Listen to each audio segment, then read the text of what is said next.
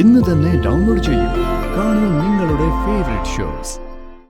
നമുക്ക് നേരെ ബഹളം ഉണ്ടാക്കിയ സ്ത്രീയെ പിന്നെ അവിടെയും കണ്ടില്ലെന്ന്. അവരുടെ ഭർത്താവ് ചാകാറായി കിടക്കുന്നു പറഞ്ഞല്ലേ അവര് ബഹളം ഉണ്ടാക്കിയത്. ധനുഷ് ഹോസ്പിറ്റൽ മുഴുവൻ അന്വേഷിച്ചു. ആ സ്ത്രീയുടെ അവരുടെ ഭർത്താവിന്റെ പൊടി പോലും കണ്ടില്ല. ഞാനും അത് തന്നെ ആലോചിക്കുന്നത്. കാഷ്വാലിറ്റിയിൽ ഞാൻ ആദ്യം പോയി എല്ലാവരെയും കണ്ടതാ. പലരോടും കാര്യങ്ങളൊക്കെ ഞാൻ ചോദിക്കുകയും ചെയ്തു. ആ നേരത്തൊന്നും ആരും ഒരു പ്രശ്നം ഉണ്ടാക്കുന്ന രീതിയിലൊന്നും സംസാരിച്ചില്ല. ആ പ്രശ്നം ഉണ്ടാക്കിയ സ്ത്രീ ആ സമയത്ത് അവിടെ ഒന്നും ഇല്ലായിരുന്നു. പിന്നെ ആ സ്ത്രീ എവിടെ നിന്ന് വന്നു? ആരെങ്കിലും പ്രശ്നം ഉണ്ടാക്കാൻ വേണ്ടി തന്നെ പറഞ്ഞു വിട്ടതായിരിക്കും. ഒരു പ്രശ്നം ഉണ്ടാകുമ്പോഴല്ലേ ആളുകൾക്ക് മുതലെടുക്കാൻ പറ്റൂ. സത്യം എന്താണെന്ന് ആർക്കും അറിയേണ്ട കാര്യമില്ലല്ലോ. ഡോക്ടർ പിന്നെ ഒന്നും പറഞ്ഞില്ലെന്നാ ധനുഷ് പറഞ്ഞത്. ഇനി രാവിലെ അമ്മയെ കാണാൻ ചെല്ലുമ്പോൾ എന്ത് പറയുന്ന എന്റെ ടെൻഷൻ.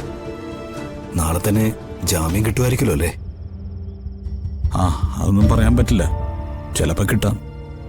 എല്ലാം നമ്മുടെ ഭാഗ്യം പോലെ ഇരിക്കും.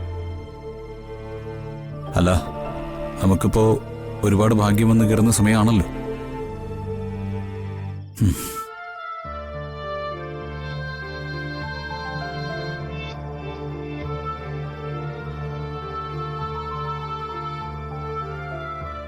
പോലീസുകാര് ഇനി നമ്മളെയും പിടിച്ചോണ്ട് പോവോ? അതൊന്നുമില്ല. ഇനി പോലീസുകാർ ആരെയും കൊണ്ടുപോയില്ല. മുത്തശ്ശിയെ പോലീസുകാർ പിടിക്കുവോ? മുത്തശ്ശി ഒരു തെറ്റും ചെയ്തിട്ടില്ലല്ലോ. മുത്തശ്ശി ഇത്രയും പ്രായമുള്ള ആളല്ലേ, അങ്ങനെ ഉപദ്രവിക്കൊന്നുമില്ല. മുത്തശ്ശി നാളെ വരുമോ?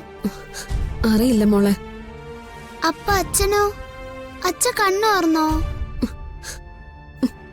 മോളെ വിഷമിക്കല്ലേ, അച്ഛനൊന്നും വരില്ല. അച്ഛൻ ഉടനെ തന്നെ തിരിച്ചു വരും. സമയം ഒരുപാടായി, രണ്ടുപേരും ഉറങ്ങാൻ നോക്കിയേ. ഉറക്കം വരുന്നില്ല.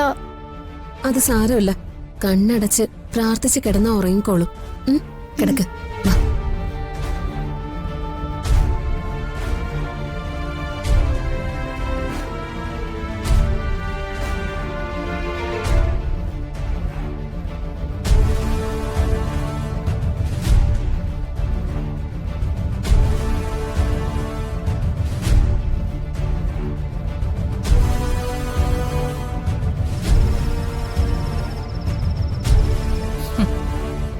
അവന്റെ മരണവാർത്ത കേട്ടിട്ട് വേണം എനിക്കൊന്ന് പടക്കം പൊട്ടിച്ച് ആഘോഷിക്കാൻ.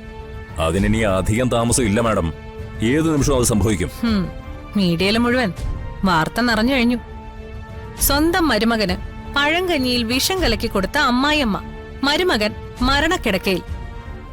ആശുപത്രിയിലായവരുടെ ബന്ധുക്കൾ ആശുപത്രിന്ന് പോലും ആ കുടുംബത്തെ അടിച്ചോടിക്കുന്നു. കൊള്ളാം, കേൾക്കാൻ നല്ല രസമുണ്ട്. മാഡം, നമ്മുടെ പിള്ളേര് ഏൽപ്പിച്ച ജോലി കൃത്യമായി ചെയ്തു.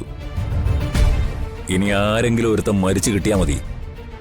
ബാക്കിയെല്ലാം നമ്മൾ പ്ലാൻ ചെയ്തതുപോലെ നടന്നോളും. അങ്ങനെ ആരെങ്കിലും ഒരാൾ മരിച്ചാ പോരാ, മരിക്കുന്നെങ്കിൽ അവൻ തന്നെ വേണം. ഹോസ്പിറ്റലിൽ നമ്മുടെ ആളുകളുണ്ട്. എന്തെങ്കിലും സംഭവിച്ചാൽ ഉടൻ തന്നെ അവര് കാര്യങ്ങൾ നമ്മളെ അറിയിക്കും. മൂർത്തി, ഇത്തവണ ഒരു പിഴവും ഉണ്ടാവരുത്. ഇനി അഥവാ അവൻ തീർന്നില്ലെങ്കിൽ തന്നെ എങ്ങനെയെങ്കിലും ആശുപത്രി വെച്ച് തന്നെ അവനെ അങ്ങ് തീർത്തേക്കണം. സച്ചിൻ മരിച്ചു എന്നുള്ള വാർത്തയായിട്ട് മാത്രമേ ഇനി നീ എന്റെ മുന്നിൽ വരാവൂ.